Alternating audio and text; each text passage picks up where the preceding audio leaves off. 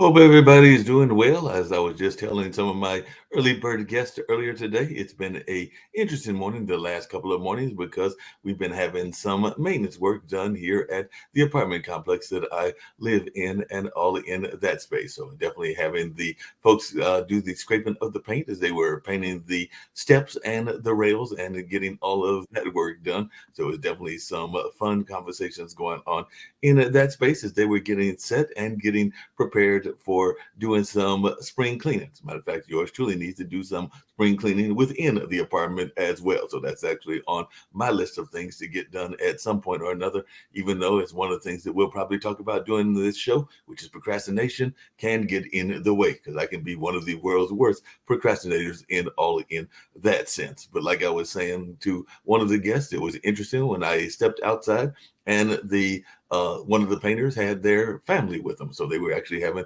a full picnic. They had brought, of course, the paint to get the job done, but they had their young one with them as well. Looked like they might have been either very early school age, like in elementary school, or maybe even not quite in the school grades. But she was roaming around and definitely enjoying working and hanging out with her dad as he did the painting and all in that space. But it's interesting when you step outside and you see a whole picnic area going on as well. So they were having their own little picnic and all in that space. And ironically, one of my first guests apparently was having construction work as well. So we're going to find out how that all managed to happen because mine was in Durham, North Carolina, and I have to figure out where Jill is at. So I'm going to bring in Jill, and I've got some other amazing guests as well. But then we'll bring in Jill first. She was the first one to the party and all in that space. So always good to see people that are first to the party.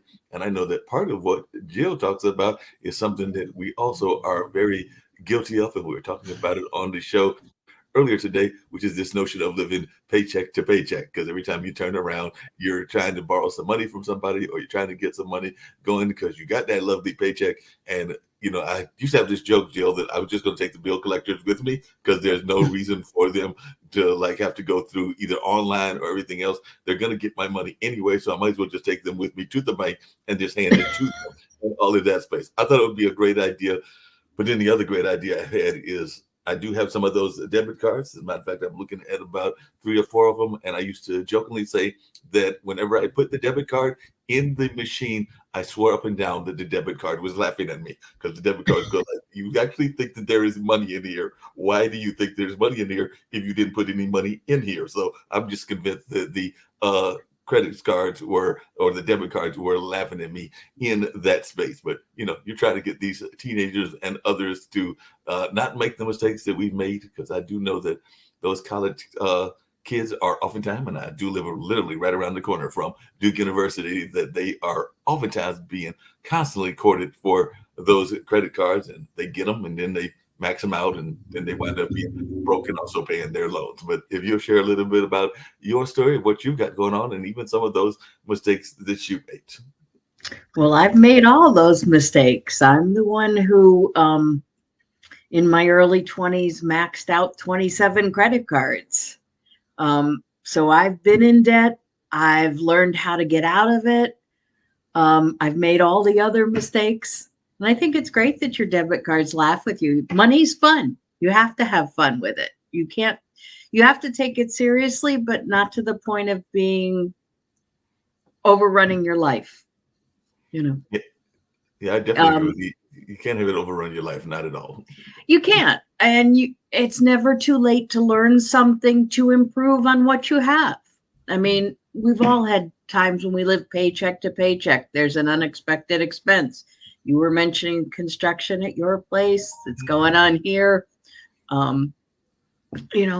Whenever, whether it be whatever stage of life, there's always somebody has their hand out to you saying, I need money for, and it's up to you to figure out, do I do it? Is this the best way to do it? Do I have the money to do it now?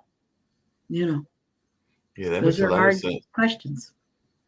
How did you get out of the credit debit situation? Because I know that my credit report is not that great, and I do know that I have gone and taken a look at it. I want to say at one point it was like even one of those non-existent credit reports or something along those lines, which are very rare to have in all in that space. That'll tell you how bad it was and all in that sense. But how do you get to a bad credit and make it a better credit?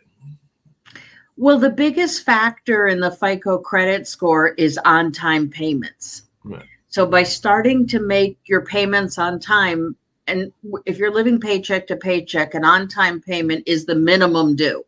You want to pay more, but at least get that minimum to them by the due date. That's 35% of your credit score. And Okay. that's looking at the past 2 years. So it does take some time, but you can improve it tremendously, you know. Wow. And older stuff, while it still stays with you for 7 years, sometimes 11, depending on what it is, the farther in your history it is, the less it counts. Well, that's what I was going to ask because I know that one of the biggest things, and I think that that's part of what even our current president was dealing with and everything, has been the student loans. I mentioned the credit cards, and yes, college kids, and I am near two colleges, North Carolina Central University and Duke that I mentioned earlier, but also around the corner from Durham Tech and UNC and North Carolina State and a bunch of other colleges, including Shaw and St. Augustine, not that far away. So I do know that there was that whole notion of getting kids into these credit cards, sometimes with celebrities' names on them and all of that space. But there's also the money that they borrowed to go to school. And none of these schools Mm-hmm. are exactly cheap and everything. So that whole student loan thing, I think, is what has weighed on many folks' credit. I know that that's what weighed on mine and still to some degree continues to weigh on it. So how do we deal with that? And maybe the student loan idea is a great idea. I don't know, but I'm just wondering, how do Well, we deal with that? most people are going to need student loans. Um, in a perfect world, you're getting a degree in something that's going to pay you well so that you can pay them off. Right. I mean, you're not going to school to get a general studies degree to then work in a job that doesn't require a degree. But I would say you obviously want to go after as much free money as you can get. Apply for any scholarship. Don't think that a $500 scholarship, oh, it's not worth my time. That's $500 less than you're borrowing. Right. Do your FAFSA, get as much as you can do. Depending on your financial situation, there's nothing wrong with starting at a local college for your first year or two, you know, and then transferring out to your bigger Dukes or wherever you are in the country, but you can go to, I have family in North Carolina, but the other side. So Right. like they've gone to Appalachian State, Mhm. you know, but there are, that way. Do Oh, as yeah. much as you can for as reasonable as you can. Yeah, that I makes mean, I sense. don't want you to go to the community college to be a doctor, but you can take your first year English, math, history there at an in-state school at a reasonable price. Yeah, you can definitely do that. The other thing I was curious about, and I definitely want to get into some of the other guests. Like I said, it's a fun dinner-like conversation. But well, the other thing I was curious about is, um, with all of this money that is being gotten, particularly by the credit card companies and the debit card companies, because every time I go to some of these convenience stores, that is very much what people are spending with. They're using these debit cards as well because the promise of the debit card is that they will give you some sort of return on the money that you are spending. Now it's oftentimes penny on the dollars or something like that, or the different reward programs that they are also claiming that they are creating as well. And I don't know how effective they are, and I just wondered, in your book and in your talks, do you encourage people to deal with the debit cards, or do you actually try to push them away from those? Depends on your situation. Nothing's ever an easy answer. I Right. mean, debit cards are great because you're spending your money. You Right. can't spend more than you have. Um, Depending on the location, sometimes it scares me because of identity theft and all the Right. people trying to get your information. You have a lot more protection using a credit card, but then you can overspend, you Yeah, know. yeah, that makes a lot of sense, and I can definitely see that being an issue with a number of folks in that space and all along those lines. And like I said, we just have a full house. It's a great dinner party. So I want to bring in some of the other folks and have them share some of their stories and their truth. And one of them is one that I've had before on, and she's actually dealt with some of the things around addiction and life in general. So I'm going to bring in the illustrious actress, Deborah Richards, and all in that space. So, Deborah, glad to have you back on and all in that way. How are you doing and everything? I know you've dealt with some things around addiction personalities and stuff in that nature. So you probably were relating to some of this conversation around finances because that can also Well, play into what goes on. yeah, firstly, thank you for having me here, and I'm doing great, thank you.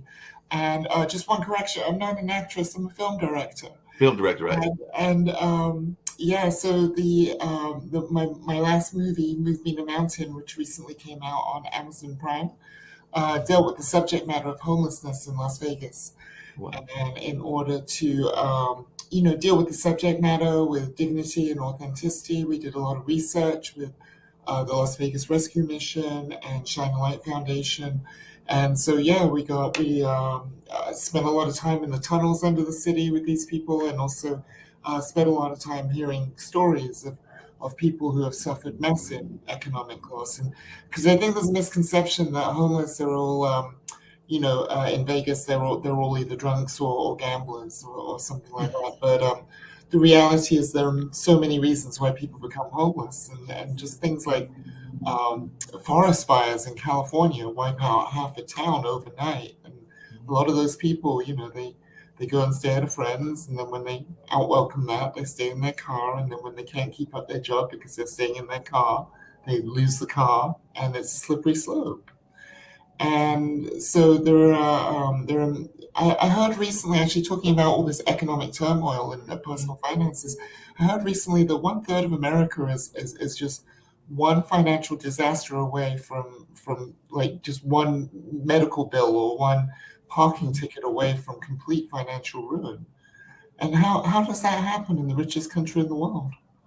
How Yeah, does that's what I've been that trying to figure out too. And like you just mentioned, and a lot of times when people think of Vegas, they think of, yeah, people going there trying to get that quick fix, that quick win, that quick money, and everything in that space. But it does have a homeless problem. I know that there is a homeless problem in other parts of California, and even here in North Carolina, there are places that are tent cities and that are here in the area. So I'm oftentimes shocked, and I'm trying to figure out, like you, how that can even happen here in this society, in a happen? society that is so abundant and all in that space. But I'd love to hear both of y'all's ladies' thoughts around that, because I do know that it is a vital issue and it does play to even some of the ways that we deal with our finances. Well, I'll just jump in and say real quick. I think it's an affordable housing problem generally across America. There's so many socioeconomic problems. I mean, where to start pulling that all apart? But there's not enough people to consume all the products we've been pumping out globally for years, and now there's not enough people to consume all those products. So there's like a massive imbalance in the socioeconomic landscape of the future of America going forward over the next couple decades. And I'm just a film director. I don't know how many answers, but there's so many problems in this country. And I think social media has probably accelerated a lot of that. Excuse me, Jill, what are your thoughts? Yeah. I'd agree with you. I mean, social media and instant gratification, people want to keep up with the Joneses. And yes, it is scary. There are many, many people that are one bill away from, losing something, losing their car, losing their home. It's a tragedy. Um, and I hope to educate people so that they can learn to save or live below their means so there is that safety cushion, And I don't know how many because we people even can't have always that. go back to mom and dad Yeah. and say, No, hey, can't I'm always in do that. trouble, you know. So do you think this is a generational thing where people haven't, maybe younger generations haven't really had to put in the grit to tighten the belt or work that extra job or whatever it is? Is it generational, or is this just I don't know if I'd agree with it's generational. I think it's always been there. It's now more in the media because everything's out there. I'm older, so I grew up where the local news was the local news. You didn't know what was going on in the other part of the country, and things weren't told to you about, national statistics as much. But yeah, Yeah, there are definitely. people I know that, were homeless or lost their home. People that I thought were very successful, people I knew, got an unexpected, as you said, medical bill or something, and that's a whole nother topic of not having affordable insurance to be able to afford that so that you don't have the big medical bills. Yeah, that's But a whole yeah, other people conversation. are one step from a disaster.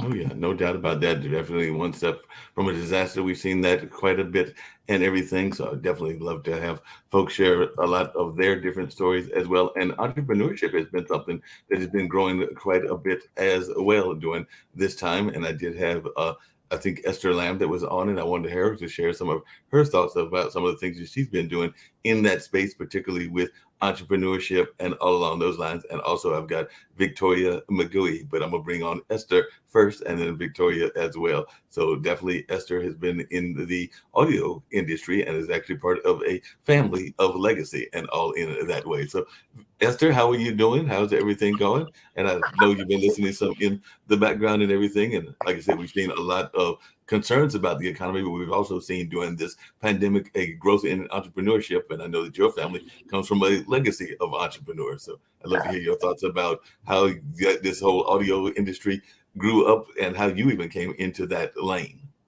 Sure. Well, thank you so much for having me among such great ladies. And I'm excited to be on. If you hear background noise, it's my kids. It's 11 by us. I'm in Israel. My father's buried here, so we came to commemorate the 1 year since his transition. I'll jump into your question. First, I wanted to mention what Jill, right? Jill was saying about like how the credit score and everything affects you. I mean, it's really crazy because like we're in the growth stage, even though I'm trying to put like blinders on, almost like be ignorant to what's happening in the world and keep telling God like, okay, I gotta do this because we're scaling right now, the family business. And yeah, the credit really it really jumps up and down. It was never like this though, Jill. I've had a credit card since I'm 14 years old. I've had American Express and had a good, credit history. But like I noticed that if like my company spending and it's all like we're really being tracked now. It's really crazy. Like, and if you're like at that 30% of using whatever your credit line is, your score just drops by like 100 points. It's really It insane. You pay it off and then, but sometimes you need that. Like, what's the point of having a credit card? You need that little cushion. So I'm noticing that it wasn't like that 10, 15, 20 years ago. The right, it wasn't. FICO has kind of ruled the industry, and yes, that's one of the bigger things. Not as big as the payment, but yeah, your usage, what percentage overall. Um, yeah, they want it under 30%, and that percent makes up 30% of your score. So it's the second biggest factor. factor, right? It's kind of But crazy. there are times you need it, and There are times you need it. So it's like, what's like, I don't know. It's almost like a catch-22 situation. But Mark, to answer your question, with our family business, my father started the company where we came to America as immigrants. We were refuseniks, coming from the former Soviet Union. I was 7 years old, and I guess you could say like like what the American dream is. Like it was like the oasis. And my father wasn't allowed to leave the former Soviet Union for 10 years. He was one of the top engineers then, even, and had around 500 people working under him. So he was their cash cow. They didn't want, he lived, it was under communists. So the government, used him as best as they could. And they didn't want him to leave because based on his audio designs, they sold overseas. When we came to this country, a series of different events led him to um, intern at a company. Then they wanted to make him partner, but they really tried to squeeze him, and he wasn't having it. So with 50 cents in his pocket, or what's the expression, a dollar in a dream, he opened up his own company in 1993. And I, grew up as a industry baby, very privileged in that sense. Listening to really good music. My father took me to ballet. I did ballet myself, classic ballet for 12 years. And I went to like the symphony and, really understood what acoustically speaking, what good sound is. Um, and I remember, thinking when I was like in my 20s, like, why couldn't, because at that time I was going through a very different stage in my life. I was very desensitized, and I was like channeling Nicole Richie and Paris Hilton. And I was like, why couldn't he be like in Hollywood? Because everyone, but thank God he wasn't, because that's not where I'd want to be. And I'm very blessed and grateful that he, did what he was doing. And really, we manufacture amplifiers, and really there's amplification in everything, right? In your TV, in your radio. But this is a very niche industry that I feel very, very passionate about. And it just happens to be that, as a woman entrepreneur, my stepmom and I took over running the business when my father became ill a few years ago. And with his passing, I realized that, it's something we always discussed. My father just loved, he did it for the love of sound. He loved humanity. He loved God. And he really saw himself as a vehicle, as a channel to elevate humanity through good sound, because that's really, most people have never really heard a high-end audio system. When I say, oh, high-end audio, they're like Bose, and I'm like, no, you know, but it's two-channel audio, and really the sound is so powerful. Most people that listen and haven't experienced, they really have like outer body, very emotional experience. People talk about different sensations, goosebumps and whatnot. And, I feel that, music in general to me is a universal language. It overrides everything, right? Religion, ethnicity, whatever it is, it connects us. And I've seen it firsthand. Sometimes I used to go with him to the CES show every year, and he would tell me, this group, this guy doesn't like that guy. And I used to think it's such like nonsense. Why? Because this guy thinks he's left, and this guy's center, and this guy's right, about all these things that are kind of pre-programmed into us anyway, of why not to like somebody. And then all of a sudden they're all sitting in a room together and they play a Bob Dylan song. And all of a sudden people start like chatting and smiling, and they forget, and yeah, I feel, like I said, very blessed to now have the opportunity to scale the company. And again, like I started saying, I put blinders on. I try not to listen to the news and all the negativity. It's not that I'm not aware of it. I just don't make that as a part of my reality. I talk more to God. He's in control. And we've seen a lot of miracles, and in us positioning the company. We moved it to Miami. We moved from a 3,300 square foot space to 8,000 square foot facility, and we opened up what I call an experiential center. So it's our like corporate headquarters, but it's also obviously our manufacturing, warehouse, production, but also a place where I could curate the narrative the way that I see fit. And not, not to say that I'm not going to rely on our dealer network, but it's a place to actually bring in dealers to really have them experience sound the way my father saw it, the perfect way, to experience sound. And we're right next to Wynwood, if you're familiar with Miami at all. And it's a place called Little Haiti. It's called Magic City. Little Haiti, and it's being dubbed as the new Wynwood because Wynwood is now becoming an extension of the design district. And so, with God's help, I mean, I plan to, make a lot of noise, no pun intended, um, in Miami, and it's exciting, that both me and my stepmom are in a more like male dominated industry, but I'm not looking like someone's like, oh, you're looking to disrupt it, and I'm like, I'm not. It's not that high end audio was excluding women. It just happened to be that industry in itself, like the back end of like the recording industry and whatnot, was just more, I guess, geared towards men.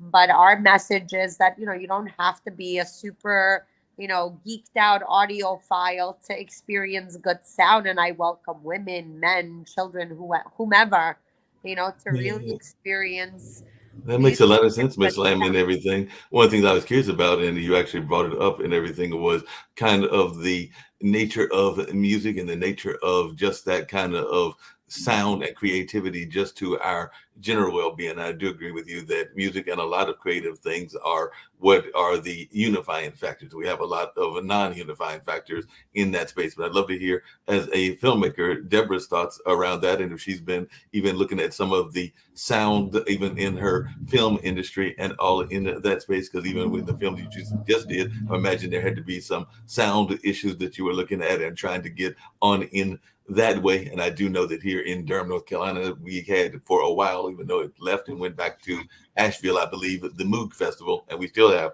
Art of Cool, which are very much music oriented festivals. But how important has music been to your own career and of the stuff that you've been doing, Miss Richard? Right, right. Well, first of all, Esther, so nice to meet you. And I was just in Woodwood a couple weeks ago, shooting a documentary out there. So I'm sad that I didn't know you back then because I could have come over and seen the place. It sounds amazing. Aw. Congratulations. Well, come Um, anytime. You're Thank welcome. you. Thank you very much. So yeah, like Esther was saying, sound transcends so many things and it becomes a spiritual experience. I think it exists somewhere in the same realm as a dog's love. There's just something about it that just doesn't seem this plain. And music to me has always been super important. I was actually a studio engineer in my teens, back in 1980.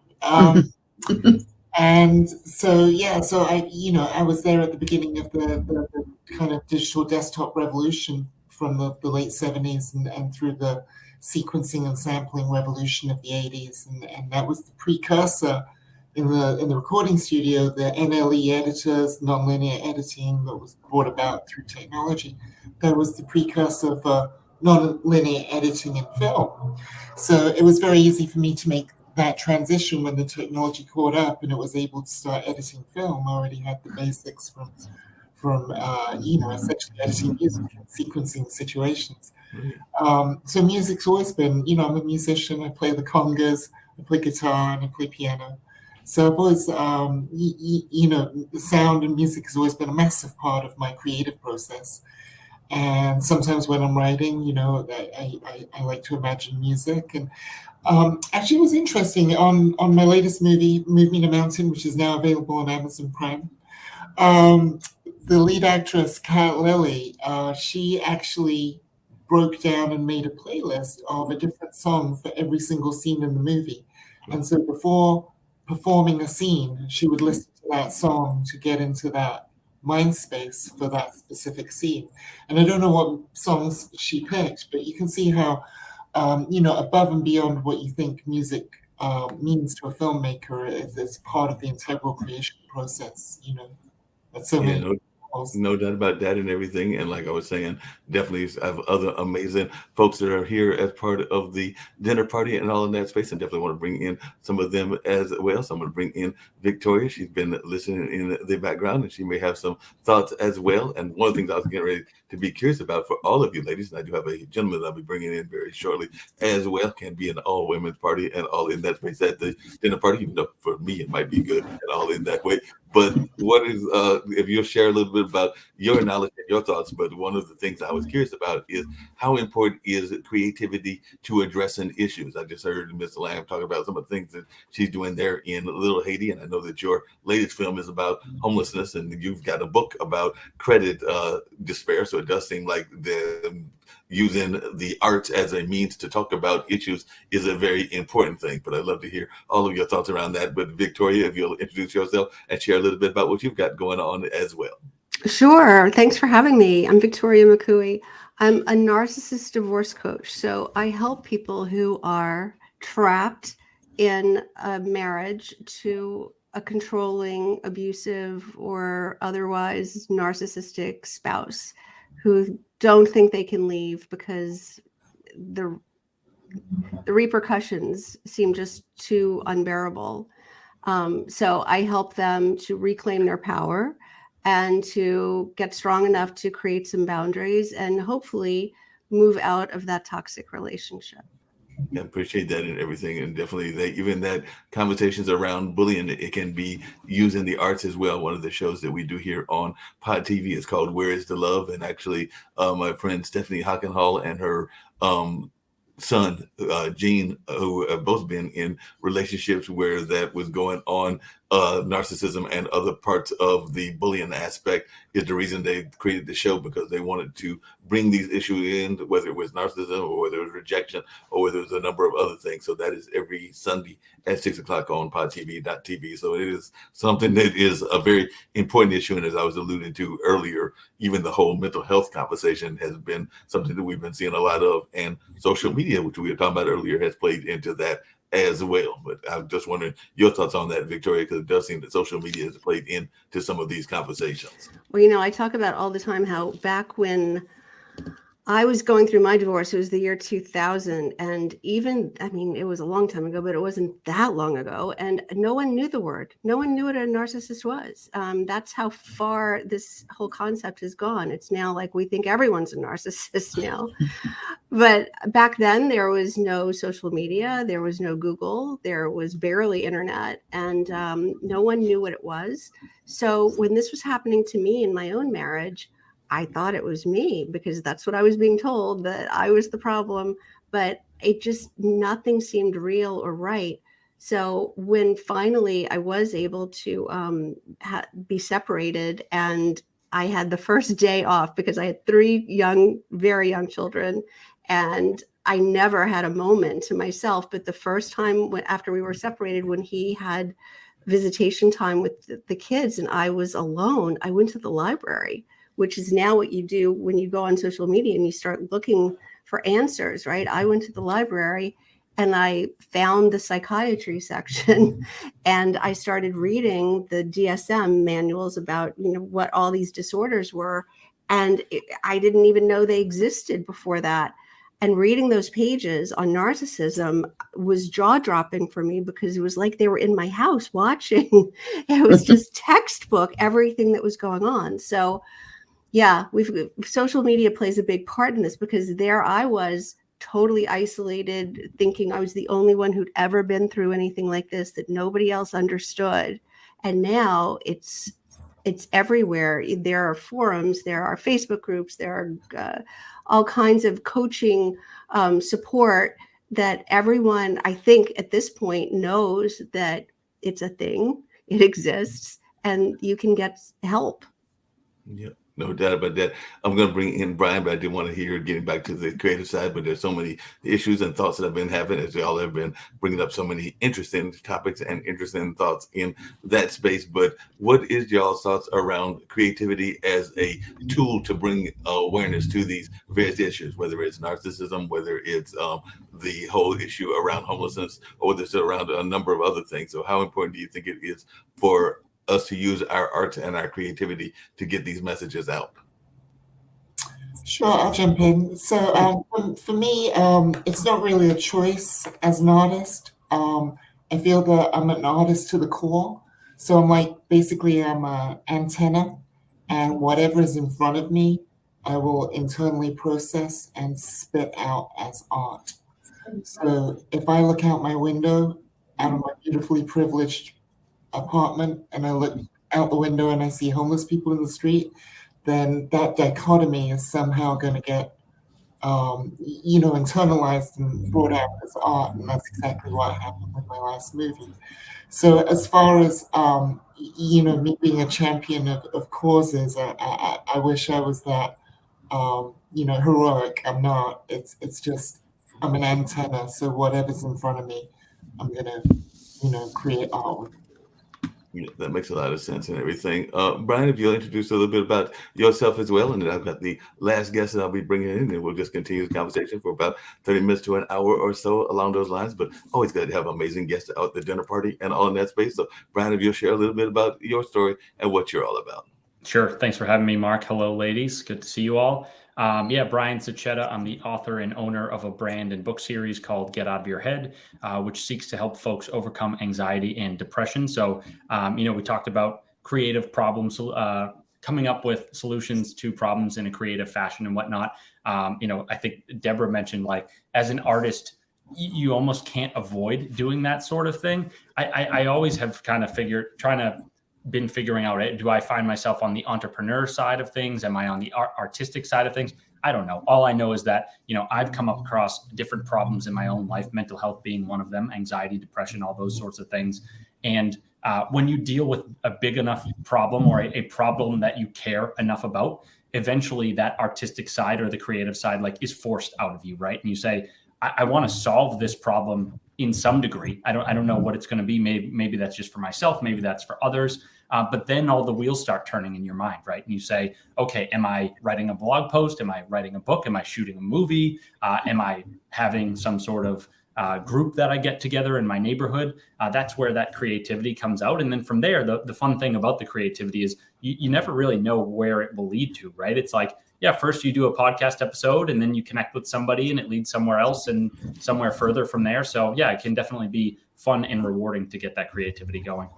No, that makes a lot of sense. You brought up something that I know has been brought up on a lot of the shows that we've done here on Pod TV and a lot of the online dinner parties. And I'd love to hear everybody's thoughts, and then we'll bring in, like I said, the last guest and everything. But one of the things that I've been observing and all in that line is how often we are our own worst enemies. That self-critic is a very real thing. We can oftentimes be our own worst enemies, and we can also sometimes listen to too many other people that are in our head. So I just wondered to all of you how you deal with that inner critic and also those outer critics that don't always have our best interests in heart, and sometimes they are even in our own families and all in that space. So I'd love to hear from everybody, and I definitely want Mary Ellen to introduce herself as well. But if we can start off the answers, and then if Mary Ellen will bring in some of her knowledge as well.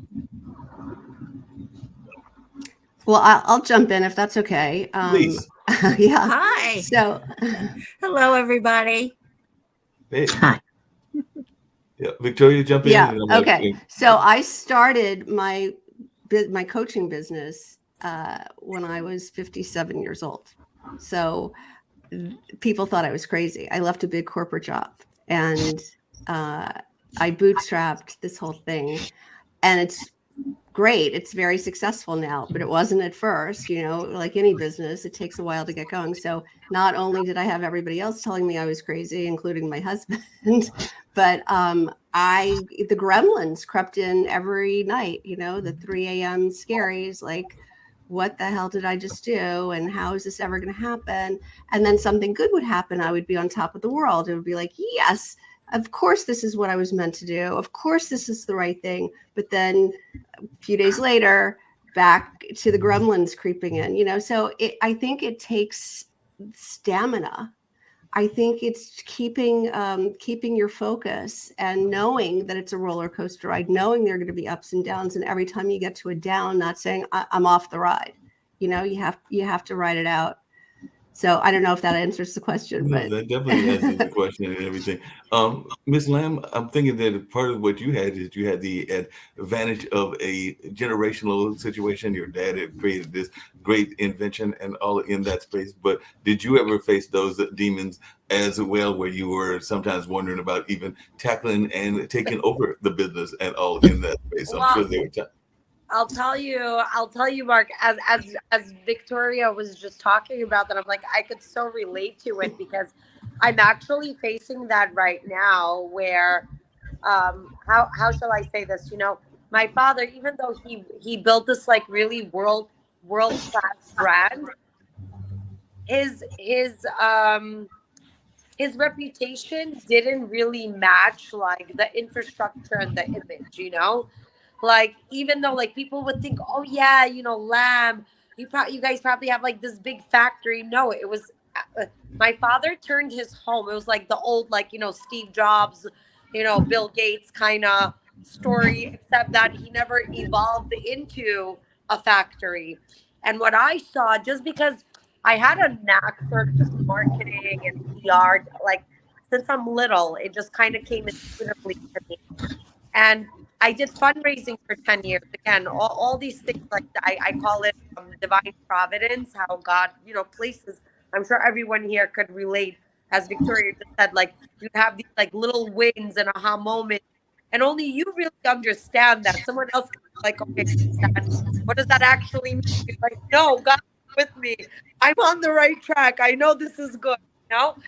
So the way that I saw for my father's business, like for me to find a good strategic partner, because I can't do all this. I can't come, you know, continue. And Mary Ellen, who's on the call and she's part of our PR team, knows this. We have conversations.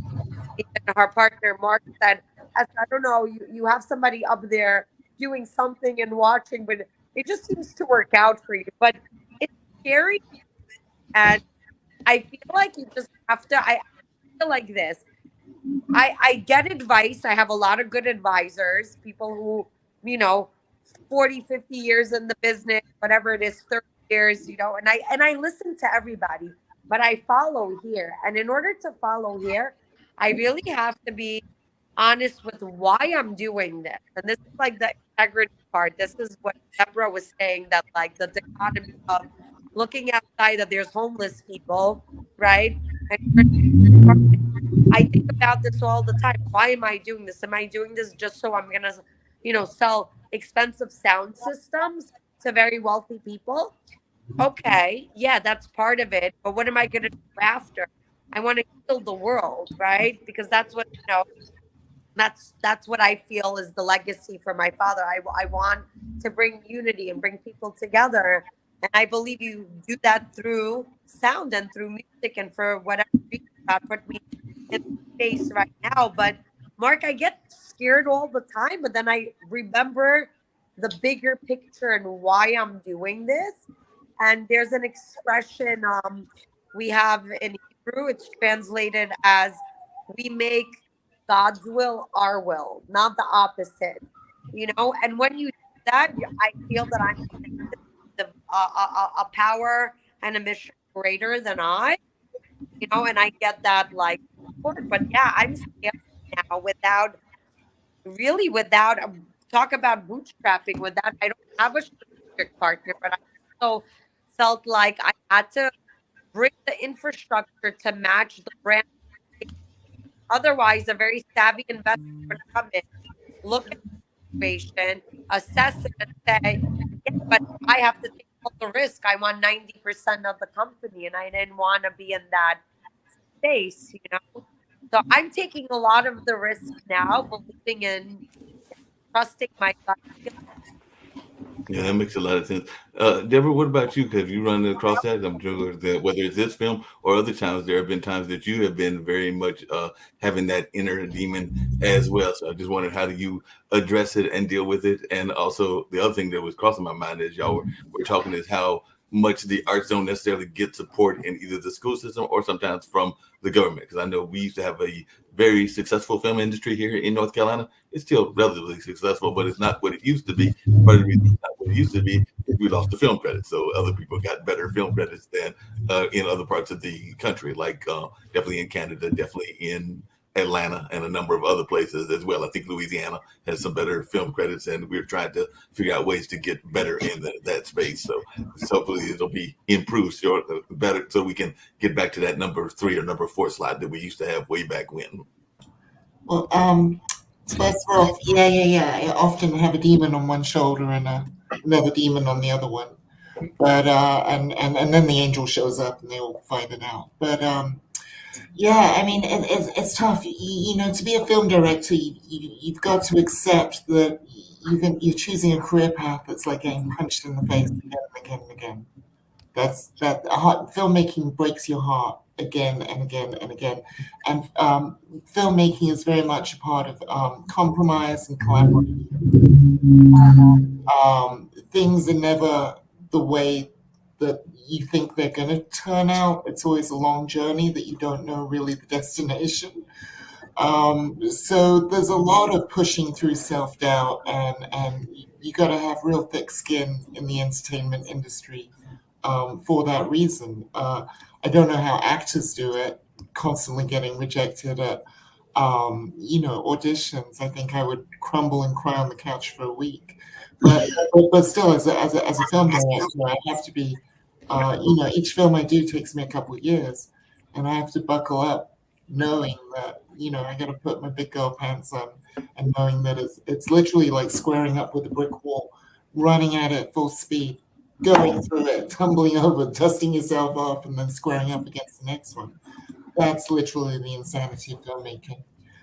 With regards for incentives and state tax incentives and stuff like that, America might as well be, a whole bunch of little countries all together, because I mean, every state is completely different. And what's interesting is that in the 60s, I believe there was a government program where they gave money to Hollywood for people to make movies. Like literally, it was like grants. And the citizens of America rebelled against it and said, we don't want free money to make movies. And so the government stopped. And in Europe and stuff, all the different governments, even Canada has, film funds for the artistic, disbursement of funds for the arts that go to films. And in America, there's none of that, but it did have it once. And people, for some reason in America, people get very upset when you try to give them something. Wow. And Jill, I'm sure that there's even times that you feel like you are, and I was talking to another guest on another show earlier today, and they were actually in that whole notion of going against processed foods and all in that space. And I had made the analogy of tilting at windmills. And I'm thinking that with as bad as we are with credit and as much as people are having credit so ingrained in their society, that even in the work that you're doing, that you sometimes feel that you're tilting at windmills as well, because it's so ingrained in our society. So I'm just wondering, how do you deal with that? And I'm sure that even is part of that inner critic as well, where you're going like, it's a good issue and a good cause, and I definitely need to be doing this great work, but maybe folks are not quite resonating with it the way that they should be. Yeah, and I definitely have the inner critic. I have that. I also had, when my father was alive, always criticized me, saying, why would you give up a steady paycheck? Always against me. He's, but you have to realize that what other people say may not be right for you. And what I've found that works for me is I have a great buddy, a good friend, confidant that I can talk to and say, this is what I'm going through. What do you think? And they aren't necessarily my inner critic, but they'll give me ideas because they're looking at it from a different way, their perspective. So you kind of have to believe in your passion and push through to get your message out there. That makes a lot of sense. I know that one of the other things that happens, and I'd love to hear everybody's thoughts around this, but I'll start with maybe Brian, is too often we get caught up in other people's dreams, because I know I've even been in that situation as well, and it definitely could even come to what Victoria was talking about, where they will have a very dominating or overbearing kind of personality, and they bring you into their vision. I remember one person that literally wanted several of us to fold our company into his company, and all in that space without any true advantages to the folks involved. So I just wondering, how have you dealt with that? Because there are some of those in all industries, sharks out there that will try to have you get involved in their dream, and it's not necessarily your personal dream at all in that space. I'm not saying that you can't be encouraging and even support friends of yours that are in different fields and different things, but you do have some folks that try to manipulate you into forgetting your own dreams and passions. So I was wondering your thoughts around that, and if anybody else has any thoughts, because I'm thinking Victoria's probably like, that sounds like some narcissist to me. Yeah. Oh, sorry, I had myself on mute for a second. Yeah, I mean, it's a good question, and I think, in today's society, there's a lot of distractions out there, right? I think especially, I mean, it depends on the personality. Like for me, I remember being in my 20s and being like, oh, I got to make rent, and because of that, I need to go get a job somewhere else. But at the same time, kind of had these thoughts lingering in the back of my mind. And there's some saying that goes around on Twitter and the internet, basically saying like, get busy working on your own dream, otherwise somebody will hire you for theirs. And so, kind of connecting the conversation that all the ladies have been having here and saying like, if there is something that you want to do, first you have to identify it, right? But then you also have to have some purpose outside of yourself, some mission, some meaning. Otherwise, like you're going to get punched in the face, right? And it's going to be some matter of time before you say, look, I don't want to do this anymore. I'm going back to somebody else's dream. I'm going back to a steady paycheck, whatever it may be. None of that is to cast judgment and like say, somebody should decide one way or another. Everybody has their own things that they have to think about in life. And I mean, I work for, a corporation. I do my book stuff on nights and weekends. But I think even if you do like a side hustle kind of thing, right? It's like if you start it and you say, I'm doing this because I want to make a little bit of extra money, or I want to become famous or something, right? It's just, I think everybody on this call, right? Victoria with the coaching, Esther with the audio stuff, Deborah with the movies, like everybody, right? Jill with the financial stuff. It's like, I think everybody could relate to the fact that there are just the competitive landscape out there is fierce and immense. And there are so many things that are waiting to punch you in the face and take your lunch, that if you don't have that mission that says, look, I'm staying the course because I want to help people, I want to do something greater than myself, you'll go back, right? You'll say, I'm done with this. I'm going back to somebody else's dream. And that could be okay, but maybe that's not what you want. And just maintaining the perspective of what you do want is kind of the most important thing. That way you can look back and say, I did it the way that I intended to do it. Yeah, that makes a lot of sense. Hey, Esther, this is along with what Brian was just saying, because I've also seen people that are in the multi-level marketing space and all in that kind of lane, and even some other entrepreneurs that will sometimes see your entrepreneurial dream. And as far as I'm concerned, any entrepreneur is probably going to be winding working up about 80 hours of the day. Sometimes it feels like 100 hours of the day, but then they want you to be involved in their business. Because I can't tell you how many times I have turned down some multimedia or multi-level marketing plans, including one yesterday and everything. Because I'm going like, I'm sorry, I've got, to Brian's point, I've got a regular job, and I've got the job that I'm working on a regular entrepreneurship space and everything. But there's no way I can do 3 jobs. If I had a family, that'd be next to impossible and everything. But fortunately, I'm in that single space and don't have any kids, even though I do have my nephew and my younger brother, and my mom and dad are still living even at my age of about to be 61 in July. But I'm going like, if there was actually some of these other balancing acts, I don't know how I would manage it. But you have folks that are constantly trying to throw other things on you. So I was wondering, is that something that you've had to deal with? And I was also curious about Deborah as well, where folks are trying to pull you into other businesses. Because I'm thinking that a audio company, because I do know a friend of mine that was having a audio company. I think he was in the Midwest somewhere, Mr. Latshaw.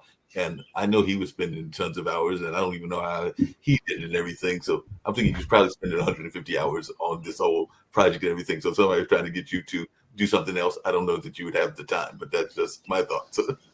Yeah, well, first of all, it's amazing your parents and everyone should till 120 be alive. That's amazing. Yeah, having 2 little kids, I have a 7-year-old. My friend stopped in, and that's why it's kind of quiet. She's keeping them. They should be sleeping, but our schedule's been off. But yeah, I have a 7-year-old, a 4-year-old. I used to always work for other people because somehow in my head I was like, okay, I'm going to take over the family business. I didn't really know when this would happen. And then, sometimes we're pushed, it's like God gives you lemons. So I chose to make lemonade, right? Because I was like, okay, my father got sick. What am I going to do? Now, funny enough that you say this, as I realized that I really needed to hone in all my focus on this, um, my husband, who I used to help, and it was like a good pre, running my father's business, like almost like an appetizer. I was helping him. He had retail locations, distribution, and whatever. That's just how my father taught me. Whatever you do it 100%, like as if it's your own. Doesn't matter what it is, right? So he got more busy and he needed more of my attention, and I had to make a strategic decision, like either we're going to like sell the brand name and sell the company and I can't put 100% into it, or I just have to start saying no and really start being very conscientious with my time, which I think all of us, I mean, I'm still working on that, right?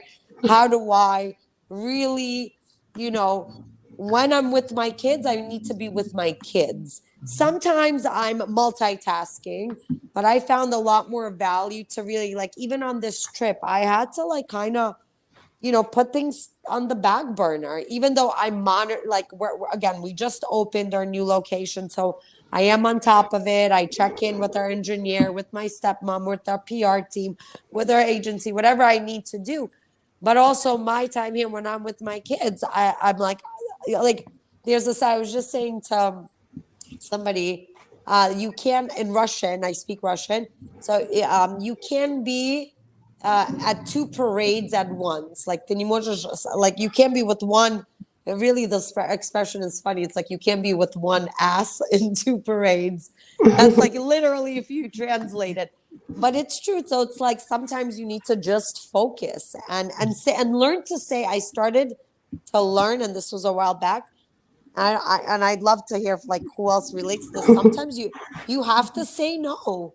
You have to learn to say no and to be laser focused to get to where you need to be. Otherwise, you're just gonna get lost, in the It is such a trenches. powerful word in all that sense, but I don't know that we use it enough or even understand the power of the word, and that is the simple words "no" and all in that space. But along those same lines, and what you just asked, I want to ask everybody else that: how do all of you do that work-life balance, and how do you manage to say no? Because I do find that quite often. Many entrepreneurs, including many successful entrepreneurs, wind up being and I'm going to use a term that the lady that study narcissism will understand. We wind up people pleasers, and We do, we do. Listen, it was a big transition for me too, because mom of three. Well, now I'm mom of five because I have two stepchildren, but it's hard to say no. And we're, excuse me, Brian, if this isn't true, but women tend to like try to do everything for everyone, maybe men too. It's really difficult to draw that line when you're trying to start a new business or become an entrepreneur or start a brand, whatever it is that, I talk about my business as my baby. And if I don't tend to my baby every single day, it will die.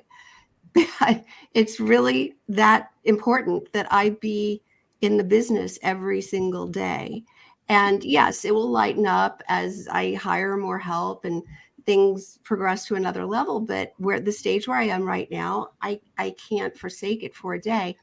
And yeah, my children are grown, they're adults now, but when they come home, it's a whole different thing. It used to be mom, mom, mom, mom, even as adults, they never change. Mom, where's this? Mom, I need this. Where can you do this? And now they know I've made boundaries. It wasn't comfortable for them at first, but they'll knock on my office door. They won't just barge in. They'll say, when is a good time for you to help me with this, instead of I need this now, right? So you have to groom all the people around you to get on board with your priority. No, that makes a lot of sense. And Brian, I don't know if you're going to have the same thoughts and all in that space, but I hate to admit it, and it actually comes down to the financial aspect. But if we're talking about the power of women and the roles that women play and may is going to be Mother's Day, and I definitely have a great love of my own mom, and actually talked to her earlier today. Try to talk to her 3 or 4 times a week, probably on a regular basis. But I would be lying to y'all and lying to the audience if I said that there weren't times, even at the age of almost 61 in July, that I don't reach out to mom and be like, the money's a little bit tight. Can I get that loan? And all in that space. And usually mom will be like, yep, it's all right. Here's the money that I've got. If she's got it, if she doesn't, she will also call me on it as well. But she's not going to pull out and not give the support when she feels that I need the support, and all in that space. So, Brian, am I the only one that's among the older men that will reach out to mom even at the age? And I know you're younger than I am, but do you still reach out to your mom? Absolutely. I'll be talking to her in a little bit. Yeah, I'm very lucky to have both my parents. They're great folks, have taught me a lot in life. And yeah, you think about somebody who you have such a trusting, loving bond with, you can tell pretty much anything to. That helps a lot, right? Whether you're starting a business, you're going off on a new path in life, we need confidants. We need people that we can rely in and kind of have that secure base, right? Sort of people think about like attachment theory and whatnot in psychology. It's like the more secure we sort of feel, the more we are able to then adventure out, right? Otherwise, it's like, I'm scared all the time. Like, how do I even make the next move? Mm-hmm. Yeah, that makes a lot of sense. What's your thoughts, Victoria? Because I know that a lot of times we are not even dealing with the mental aspects of our relationships, and that is something that I know that even your work deals with as well. So I think sometimes there are times that society tells us not to leave environments and leave situations. I think that that's part of what goes on in the divorce situation. I know that we have got a high divorce rate, but I have friends that are in the church space, and I know that certain churches, not saying all churches, will even discourage folks from getting divorced, even if it is in a bad situation and all in that lane. So I was just wondering, Listen, how yeah, do you I society? deal with that all the time. These poor people who think that they can't leave because of religious reasons and also cultural reasons. There are a lot of cultures that they just, I have people come to me and say, I cannot do this to my family. It would be such a disgrace. So yeah, that's another hurdle. And, that out of my realm, I can't change generational stigmas. And it's just at some point things will change, but are they going to be the generation to change it? I don't know. It's going to take a lot. It's going to take a lot for these people to stand up to their culture, their church. All these things are very, very strong. No, I agree. Deborah, when you were doing the research, because one of the things that scares me about some of the research around homelessness is how much it is impacting our youth. And I actually just saw a beautiful commercial. It was actually on LinkedIn that I first saw it, and that was the one around Dove and Dove's kind of campaign around eating disorders. And what he was talking about is how 3 in 5 of our youth are dealing with mental health issues and all in that space. And I'm thinking to myself, well, if you were born in any time between 2001 and now, the various things that you've gone through, because I just wrote that in my post and everything. So anybody that's under the age of 22 has been through 9/11, because that would have been 2001. They've been through these various school shootings. They've been through a pandemic. They've been through various wars, including the war that's going on now in Ukraine. So I'm going to think to myself, we wonder why our kids are having problems and why they're turning to social media and all in those lines. But I was just wondering your thoughts as one that is a filmmaker that addresses a lot of powerful issues like this. I think with regards to homelessness and kids, and specifically, like teenagers, um, it's really hard to tell when they're homeless because they just throw a backpack on and they just blend in, right? So that's one of the strange things that I learned when we were searching, for the movie, that it's really hard to kind of know who is. And then the other wackadoodle thing is that really young kids, like, kids over like 12, and so they throw in a backpack and you're like, oh, it's just a teenager doing his thing. But then the really young kids, sometimes they'll end up in shelters, and because shelters have such a low barrier for entry because they're mandated to get people off of the streets, that sometimes families show up with kids who look nothing like the families, and the intake officers have to look the other way because it's their priority to get people off the streets.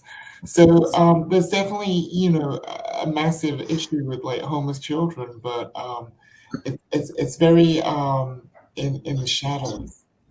You know Yep, what I I can mean? definitely see that and everything. And Jill, and one of the things I was curious about is, and actually Deborah kind of alluded to it, is I've also had some friends of mine that have intentionally, and they've done it sometimes even with their money and other sources, gone into what is considered off the grid, and that's kind of what the kids that she's talking about are. They are intentionally almost like going off the system. They don't want to pay any electric bills. They don't want to be necessarily living in a particular house or anything of that nature, and they are definitely trying to get themselves off of whatever financial systems minus whatever they need for day-to-day survival. Because I think it was like several years back that I heard some friends of mine talking about going off the grid in one fashion or another. So I was wondering if that played any part in some of the work that you've been doing in the credit space, because I'm thinking some of the people you've been talking to are going like, I don't want to have my money out there and even be seen as much as it used to be. Yes, somewhat, but I see more people saying credit is so scary. I don't want to do anything. I'll just live off cash. Mm-hmm. You know, and I see that it can be scary, the finances, to face them or to learn about them. It's not something that's discussed in the household with the kids. You know, it's Yeah. always, you know, kids put their hand out, and if parents can, they give them money, but they don't show them how. They see a swipe of a debit card or a credit card and don't necessarily equate that to cash. So it's kind of overwhelming. And when they're overwhelmed, they retreat back and want to stay away from everything. Yeah, that makes a lot of sense. I don't know if everybody else's thoughts are on this, but another conversation that's been on this network and everything is how there are new systems even in the financial lanes, which also throw people off about finances. Because we have David Walker, who is part of, he worked as comptroller general for both Bush and Obama. And he was even talking about BRICS, which is this new thing coming out with the British, the Russian, and some other countries as possibly even replacing the dollar. And of course, we know there's all kinds of conversations around crypto and everything. And I don't know that people are having a full understanding of what they're getting into in the financial lanes. And I also don't know that there's been enough conversations in the education space, just in general, whether that's in college or in churches or even in our communities. But I'd love to hear you ladies and Brian's thoughts around that. If that's something we need to do a better job of, is teaching even in some of the newer forms of finances, whether that's the BRICS dollar or the BRICS coin that may be coming out, or whether that's the crypto space. But I think a lot of people just jump into it because it's the new toy in town. I think on the topic of education, I think the thing that most needs to be taught in schools nowadays is flexibility and mental nimbleness, because things are changing so fast. You can't train someone for a job that's probably gonna not be there, and by the time they, you know, graduate. So I think it's a different approach to education and fostering curiosity and critical thinking and mental flexibility. Yeah, definitely. I want to hear from Brian, but Mary Ellen, I know that you're here with Esther, but I know you're in that PR space, but some of the folks are wanting to hear your thoughts as well. And definitely, if you can just share some of your insights on this conversation we've been having. I know you weren't planning to guest, but I love having a dinner party and having conversations from folks on a regular basis. And PR is a regular part of the conversation. So if you can just share a little bit about your own thoughts and what you've been listening to and learning in this lovely online dinner party. Well, I was so touched by everyone talking about their parents, their moms, because I lost my parents at a very young age, and so many times I want to reach out to them and say, well, what should I do here? What should I do there? And when the doctor says, well, do you have a history of this in your family? And I'm like, I don't know. I really don't know. You know, I'm the guinea pig. I'm the one that'll be leading the way on this for future generations. But I agree so much with Deborah that I think that in terms of education, we do need to have more of an emphasis on critical thinking, on developing new ideas for ourselves, and not following, leaders who may be taking us down a path that we don't really believe in, but we're following because that's what everybody else says we should do. Yeah, that makes a lot of sense. I can definitely see that kind of belief pattern. A lot of people do have that kind of thought, just kind of going blindly just because of whatever is going on in their life. To all of y'all, and we got about another 15 to 20 minutes. So I've definitely got a key question that I ask everybody toward the end and everything. But one of the things I was curious about is, and I think Esther might have alluded to it earlier. I know Deborah did. How important is both faith as well as your connection to the ancestors and to those in the past, to all of y'all in your journeys? Because I know that even in my own life, I still resonate and think about my grandmother who passed away back in the 80s. I just dated myself and all in that space, but she was the founder of the Black Library in Raleigh, North Carolina, and definitely was the very much of a leading factor in my own media journey, and even some non-family members like Baba Chuck Davis, who is in the dance community, and Theo Freelon, who designed one of the primary designer of the African American museum that's up in DC and passed away. I believe it was of Lou Gehrig's, are all part of my legacy community that I still feel are communicating with me, even though they might not be here physically. It might be through dreams or it might be through other things. But I was just wondering, how important is that faith journey and that connection to those that have passed on to you? Sure, I'll jump in real quick. Go ahead, Deborah. Oh, thanks. Yeah. Sorry, I didn't mean to cut you off there. Sorry. No, so I've had a very conflicted, relationship with faith and religion. When I was a child, I went to a Christian school. I had a Catholic mother, an atheist father, and I grew up in a Muslim country. So I was like, all y'all are cool. And while I am a woman of science, I can't help it. There's more to everything than we can see and touch. And, I'm trying to grapple with my personal journey with that, and what does that mean? And I think whatever the great unknown is, it'll be something that we didn't think it would be. But I'm still trying to figure that out, and the jury is out. But I definitely have a spiritual connection to nature and just the natural biorhythms of the planet.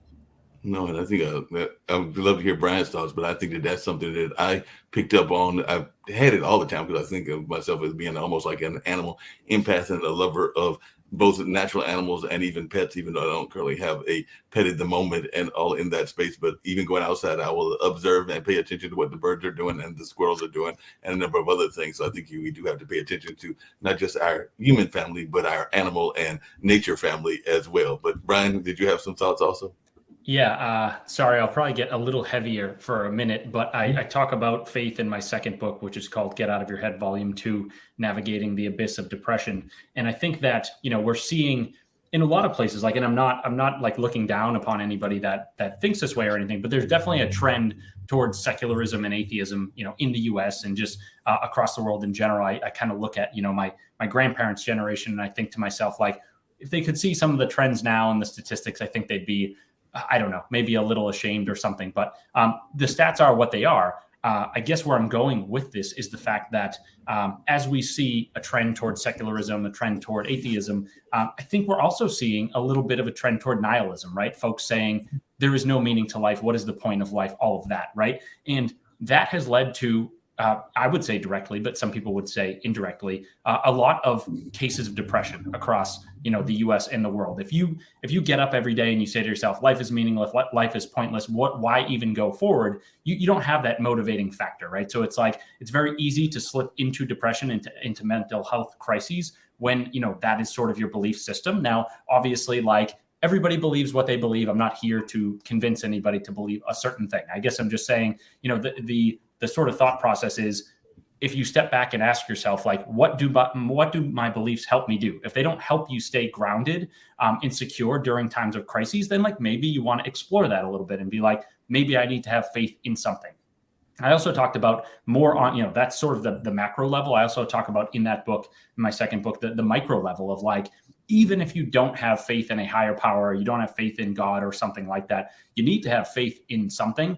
You need to have faith in the fact that things will work out in your favor, right? So it's like when we are going through difficulties, when we are going through mental health crises, specifically depression, it's like if we don't have faith, like in the loosest sense of the word, then we say to ourselves, like, this depression, this battle that I'm dealing with is never going to end. When that's not entirely true, right? Deborah talked about being able to appreciate or, believe in things that we can't see, we can't feel, we can't touch. And it's like, I know this is a sort of a warping of the word faith, but it's like, so many people, like we love science so much. And it's like, we look to experiments to figure out like information about the world and all that. But it's like, you could go into a laboratory, have all these electrodes hooked up to your brain and stuff like that. But those electrodes and all that information would probably not be able to tell you when the depressive episode that you're going through is going to end, right? In order to give yourself that answer, at least have some hope and some good feelings about it, you have to have faith that it will end. So to be able to say to yourself, look, I don't know if this is going to end tomorrow, if it's going to end next week, whatever it may be, but I believe that it will. I believe that I will get better. And, through that belief, you then start taking action in the world. If not, you kind of, on the macro and the micro level, you start slipping back into that sort of learned helplessness state, even a little bit of that nihilistic state. And I don't think that's good for anybody. So I guess I'll get off my soapbox, but it's kind of what I had to say. No, I appreciate everything. Esther, you're actually very much involved in the religious space. I know you mentioned being of the Hebrew faith and everything. So how important has that faith journey been, even in your own business career and all in that kind of space? Okay, well, thanks for including me in this. So the way that we grew up, well, we meaning when I was in the former Soviet Union, right? I even though I was a child, but I lived during that, no God in a way, right? Like era. Yet my mom, my father, even though we weren't really like outwardly observant, I don't even think I understood that we were Jewish until someone like said nastiness to me, and my father explained to me, and I came home crying and said this is what they said. And growing up in the States, even though I went to yeshiva, which is like Jewish. I think she got lost there and everything. Sorry, I apologize for that. For the first 2 years that we immigrated, I grew up pretty. Oh no. You're having some issues there and everything while she's getting that together. Jill, did you have any? I don't want to say I grew up like, God forbid, not without faith, without God, but I wasn't, as you could say, observant and educated, right? And I would say in my mid-20s, I started searching. I was searching always. I always felt that there's a higher power. To Brian's point, some people don't, but they need something to believe in. I came to Israel to learn, and when I started wanting to get connected to God, like I put the olive branch out there, I felt He started putting me on this path. Even like when I did fundraising for 10 years, what were the chances? Like I thought I'm gonna have this big PR career. I had everything mapped out, and I got connected to this organization, and then the rabbi connected me to another rabbi who was a world-class fundraiser. And then I worked for this like the largest not-for-profit, the JA Federation. And then I spent time in Israel just to it was a lot of information overload, right? So here I am, and I have this like heritage, and everyone said thousands of years, and and then I realized, wow, just even within the Jewish faith, it's such a spectrum, right? You have like, I think even some Jewish people I realized don't, and I was part of that, don't even realize who are these different groups of people and all these subsets. So for me, it was I always had a conversation with God. My mom taught me that you go to sleep, you think, and then I realized when I started like learning about religion, well, yeah, that's called the Shema. We close our eyes and we acknowledge that God is one in the world and there's only one. And again, for me, it became people are like, "Oh my gosh, it's so hard." Like I'm Sabbath observant. Like I'm off the grid on the Sabbath. Mariella knows the holidays, the festivals. I disconnect completely. Like I don't check email. I don't drive. I don't, and I've been living that. I'm 42, almost 43 now. I started doing that like really, really like 19. We started exploring, but like at 26. And people are like, that must be so confining and like so restrictive. And I'm like, no, it's the opposite. I don't know how I live the other way. Not to, I feel like the whole world needs that. We need a day, and I don't care what day, for me, it's a Saturday, right? Friday night to Saturday night. I feel like we need a day to pause and kind of reconnect to ourselves because we have information overload today. It's just what it is. And I feel grateful. We started out with this, right? Like someone said, like, I just feel immense gratitude that I'm able to see this, I feel like we're all living, if you really pay attention, doesn't matter which faith, whether it's Muslim, Christian, Jewish, Buddhist, everybody talks about the end of days and the redemptive side. It cannot be, for me, from where I'm sitting, especially being in the Holy Land, it cannot be more clear that we are literally living through this right now.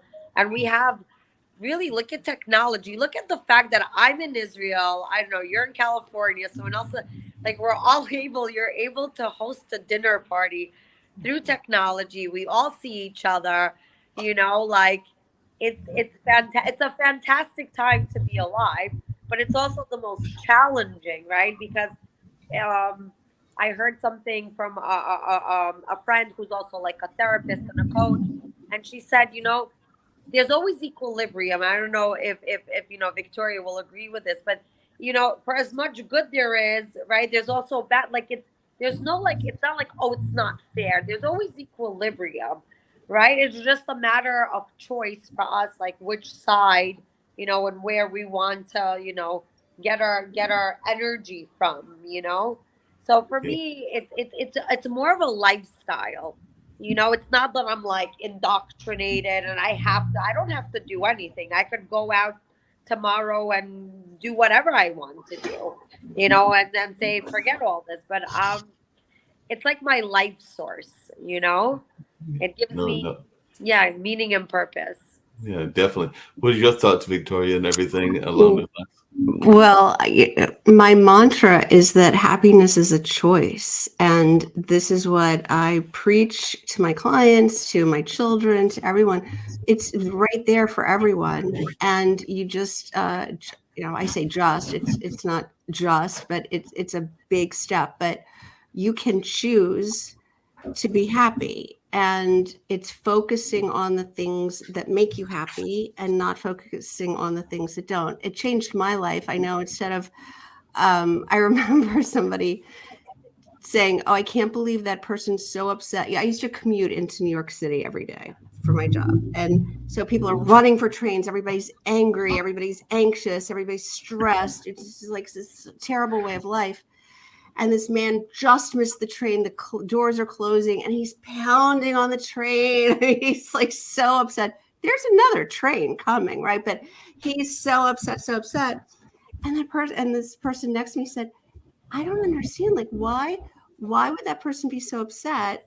Because that's the way it was supposed to be. He wasn't supposed to be on that train. He was supposed to be on the next train, because something's going to happen that had to happen because he's on the next train, right? And it's like, when you let go of holding on so tight to the way you think things are supposed to be, and you let them be, and you find joy and happiness in getting excited about what might be, it changes everything. I just took my stepdaughters to Paris. We were in Paris for a week. It was like the trip of a lifetime. And we missed the bus. We were going on a whole day tour to Giverny and Versailles and this whole thing. It was the highlight of our trip. And we got up way early enough, and the Uber kept canceling. We were 3 Ubers in a row canceled on us, and we missed our bus. They put us on the next one the next day, but I was so disappointed. And then I caught myself. I was like, I can't wait to see what wonderful thing is in store for us today in Paris, that we had to miss our bus so we could be here and experience it. And sure enough, it was like the most fabulous day. But so that's what I mean by, if you choose to find the happiness in whatever it is, even if it isn't what you planned, your whole life changes. It's interesting you mentioned that and everything, because I had the pleasure of introducing or interviewing a couple of days ago the amazing Kreskin, who is the I remember comedian that was with Carson and everything. Yeah. So we did that on a interview on this past Monday, and he literally told a story just what you said. He was on a trip. He was going on a trip, and he was missing the plane that he was supposed to catch, and it turns out that was a plane that crashed. Yes, so of course. Yeah. You and I are the only 2 here old enough to know who the amazing Kreskin is. Oh, I am too. Deborah might know as well. So there's definitely some conversations that might know who the amazing Kreskin is in that space. Well, this has been a fascinating conversation. I have thoroughly enjoyed it. I hope you all have as well. And I'm going to wind down, but I want everybody, as we get ready to wrap up in the next 5 or 6 minutes or so, because speaking of running, I got to run to catch a bus to get to my next job and all that space, which is why I usually say that the show lasts between 4 and 5:30 and all in that kind of space and all in that way. But one of the things I try to get everybody to do is share where they can be found on social media. Some of y'all have done that during the course of the conversation. I know Brian did. And this is one of the things I love to do, and we've been doing it during the course of this show, is messages of positivity and hope, because we are heard in roughly 200 countries around the world and all in that space here in Pod TV. So if you can share a message of positivity and hope to the global community, I would love to hear that. So I guess I'll start with to my left. So I'll start with Jill, and Jill was the first one, then go to Deborah and come around and all in that space.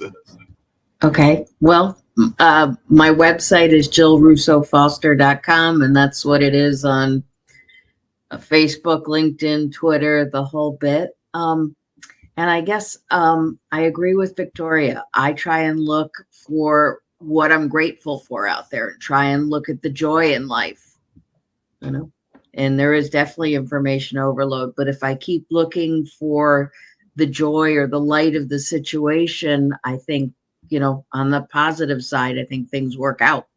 Yeah, appreciate that and everything. Deborah, glad to have you back on again, and definitely hope to have you back on again in the not too distant future. Glad that we were able to learn about this amazing movie you've got. But if you can tell folks how they can reach you, and also share any message of positivity and hope that you want to share with our audience as well. Sure.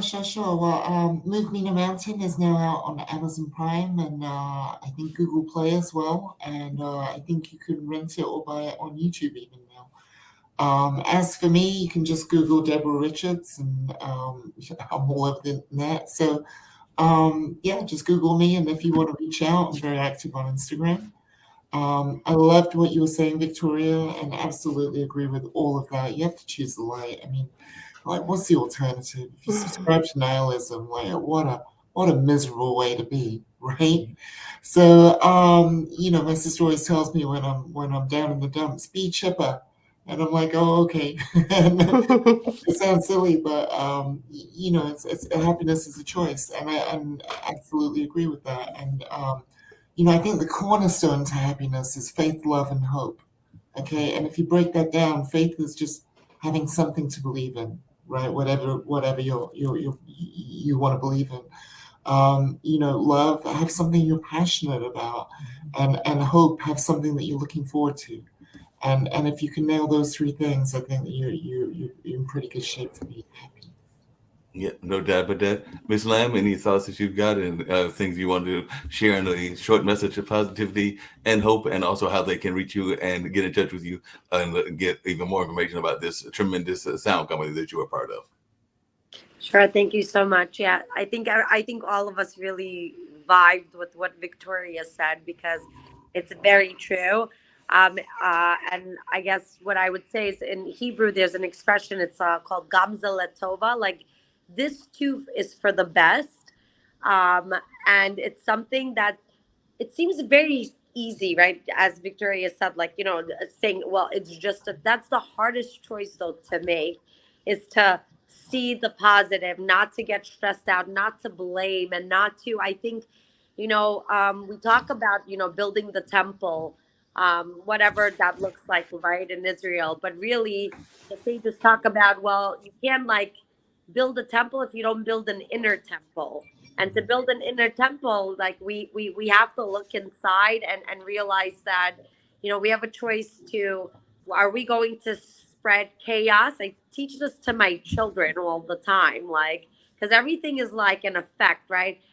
I might be very validated, or the guy who's, banging on the train, maybe had a big meeting, right?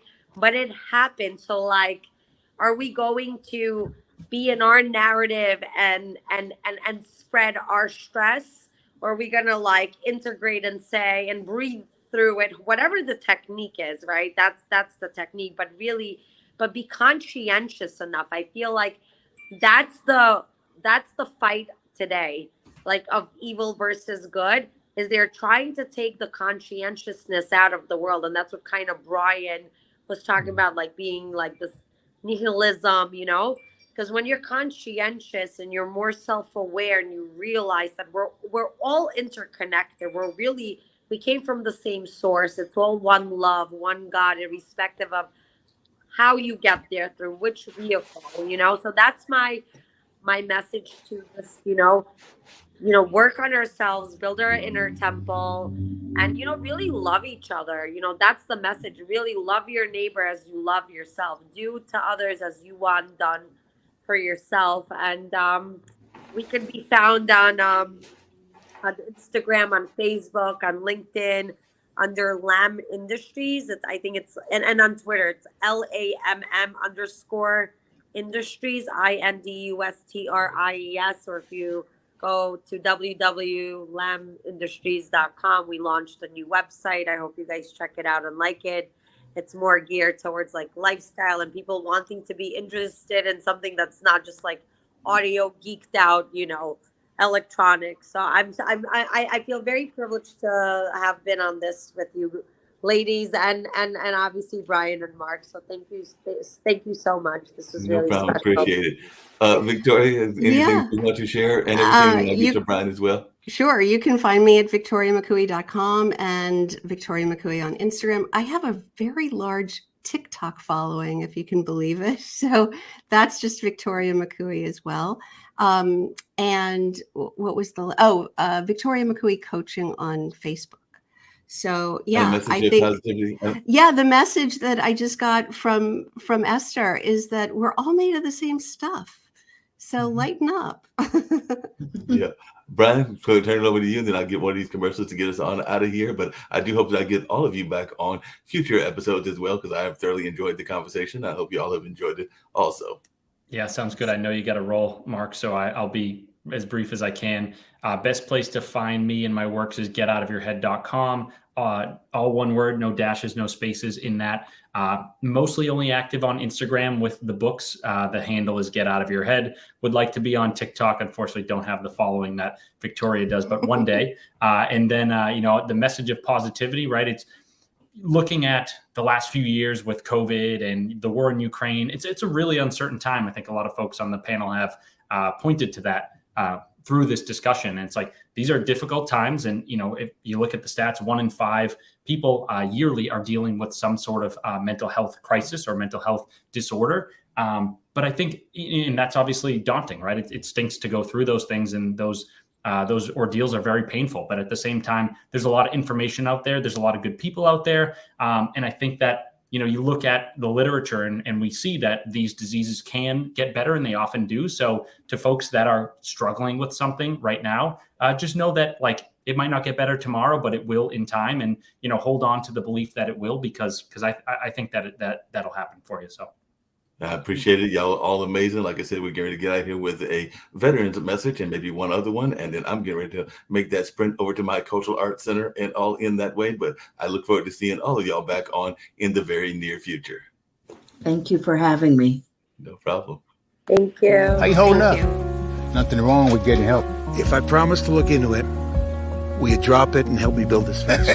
Now you need my help. If you or a veteran you know needs support, don't wait. Reach out. Find resources at va.gov/reach.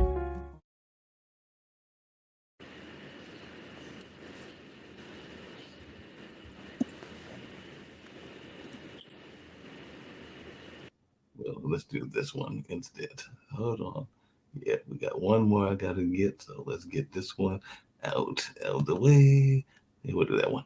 It's time for Bible or Babble. Greetings to all you beautiful people. Bible or Babble, in association with Rejoice America Radio and Positive TV, presents the Bible or Babble at Sea Concert Cruise to Coco Cay and Nassau, Bahamas on the glorious Royal Caribbean, Independence of the Sea. There will be fun, praise, and a live taping of the Bible or Babble game show with a $1,000 grand prize going to the winning ministry. Join us along with ministry leaders and artists from all around the globe as they minister on board. Also featuring music from international recording artist Wayne Stoddard. Join us April 10th through the 14th, 2023 for a life-changing experience. Register today by calling 919-367-6237. That's 919-367-6237. Or email us at info@bibleorbabble.com. Come and sail with us for the 2023 Bible or Babble at the Sea Cruise. We hope to see you there. Spirit takes me on a night.